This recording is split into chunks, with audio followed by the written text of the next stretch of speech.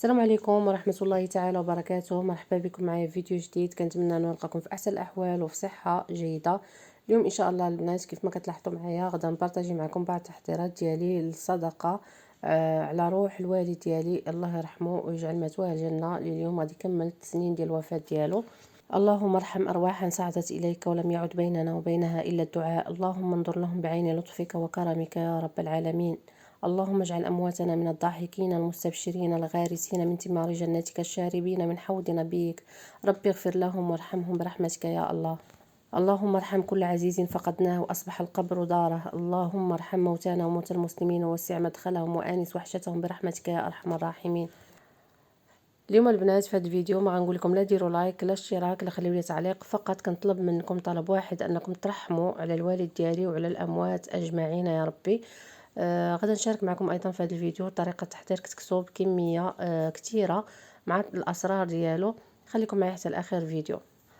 المهم البنات غادا نشارك معكم بعض الحيل، ولو انكم تكونوا غير بوحدكم كتوجدوا هكذا لهاد المناسبات، فباش ما يغلبكم حتى شي حاجه فكتوجدوا داكشي على اتساع، يعني كتاخذوا الوقت كافي كتحضروا اي حاجه خاصكم كتحضروها بكري. ما تقولوش لا باقي الحال ولا حتى اخر لحظه ولا اي حاجه وجدوها بكري. بالنسبه للصواني والحلوى واي حاجه انا وجدتها قبل وغطيتها وخليتها ابار. ايضا بالنسبه للنصيب ديالي تا هو يا البنات وجدته في الصباح، ولو انني عندي العراضه في العشيه. فكيف ما كتلاحظوا معايا عندي هنا البنات اللحم اللي وضعته في كاميله كبيره. ما غاديش نقول لكم صراحه المقدار لحقاش ما بالضبط ما عارفاش. وضعت عليه البصله، وضعت ايضا البنات واحد جوج ديال دامات زعفران شعره، 3 دامات زعفران شعره. غنضيف 2 معالق كبارين ديال سكينجبير، وغنضيف ايضا 2 معالق كبار ديال الخرقوم او الكركم، تقريبا واحد معلقه كبيره ونص ديال الابزار.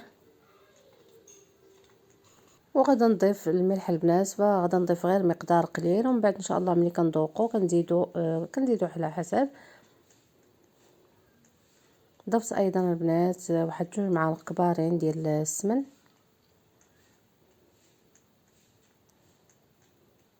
وغادا نضيف زيت الزيتون البنات، فانا كنصب دائما غير بزيت الزيتون. وغادا نوضع الكاميله ديالي كتقلى.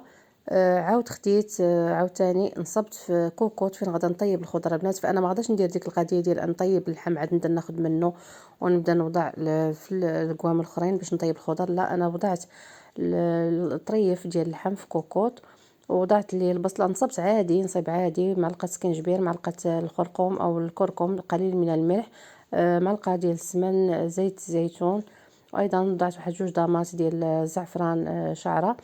وغادا نديرهم حتى هما البنات كيتقلاو. من بعد غادا نروي عليهم نسد الكوكوط. نصبت البنات 2 ديال الكوكوطات، اللي وحده غادا نطيب فيها الخيزو والكرومب، والاخرى غادا نطيب فيها القرعه. كنشحر الكل كيف ما كتلاحظوا معايا، نخليهم حتى كيتشحروا، من بعد كنروي عليهم بالماء سخون. ومن بعد البنات كنسد على نسد عليهم ونخليهم حتى كيقربوا يطيبوا. عاد كنضيف الخضر، غنضيف الخضر فقط في الكوكوط. وغادا نضيف في الاخير المطيشه. بالنسبه للمطيشه البنات فانا كنشد المطيشه كنقطع اطراف صغار بالجلف ديالها، كنضيف لها تقريبا واحد 2 بصلات ولا 3، وكنطعنها مزيان في الميكسور. عاد كنضيفها عليهم ونضيف الخضر ديالي كيف ما غادي تلاحظوا معايا في الفيديو.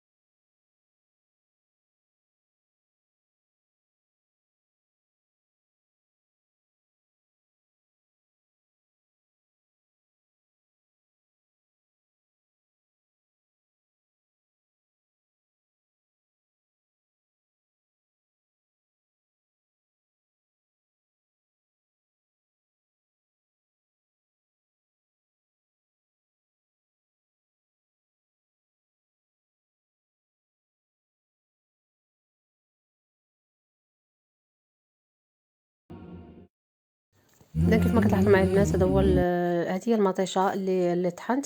دابا غادا نضيفها على اللحم، على الكوكوطات بجوج، وغنضيف ايضا على اللحم، وعاد غادا ندير الخضر كيف ما غادي تشوفوا معايا. اذا كيف ما كتلاحظوا معايا البنات، من بعد ما ضفت المطيشه غادا نضيف الخضر. انا استعملت هكذا يا البنات الطريقه، لحقاش عندنا هنا الخضره دغيا كطيب ماشي بحال الخضر ديال المغرب كتبقى شاده في راسها. وفي الاخير البنات فانا غادي نخلط البلول ديال الخضر، غنخلطو مع البلول ديال اللحم ونخليه يطلابق شي شويه، ومن بعد عاد كنسقيه ونضيفوا ليه شويه ديال الملح لا ناقص، ونضيفوا شويه ديال السمن.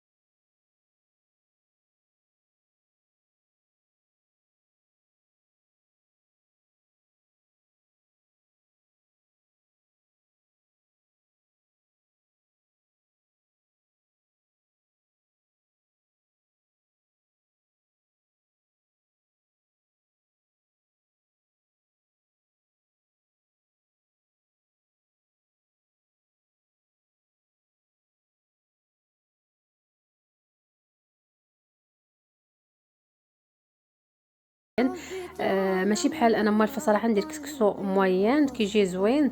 هذا ما جاش زوين، حيت صراحه هذا الكسكسو رقيق غير ديال السفه. وانا ما لقيتش عليه لين ملي مشيت غادي ناخذه من عند السيد اللي كيجيب السلعه ديال المغرب. مشيت لقيت عنده غير الكسكسو رقيق وصافي، قلت ما عندي ما ندير غادي نديباني به وصافي، ولكن صراحه ما عجبنيش. المهم هذه الطريقه ديالي. وهنا البنات من بعد ما ضفت المطيشه، ضفت واحد 3 ديال الفليفلات. صافي البنات من بعد ما كيفور الفوره الثالثه والاخيره، فكنقادو في القصريه وغادا نسقيه كيف ما غادي تلاحظوا معايا. ومن طبيعه الحال فكنزينوه على حسب، يعني بالنسبه لي انا درت تزيين عادي فقط، الخضر في الجناب، اللحم الوسط، وشويه ديال التفايه من الفوق. وكان هذا هو الشكل النهائي ديال الكسكسو ديالي. كنتمنى انه ينال الاعجاب ديالكم وتجربوه. شكرا لكم بزاف على حسن المتابعه، الله يخطيكم، السلام عليكم، الى فيديو اخر ان شاء الله.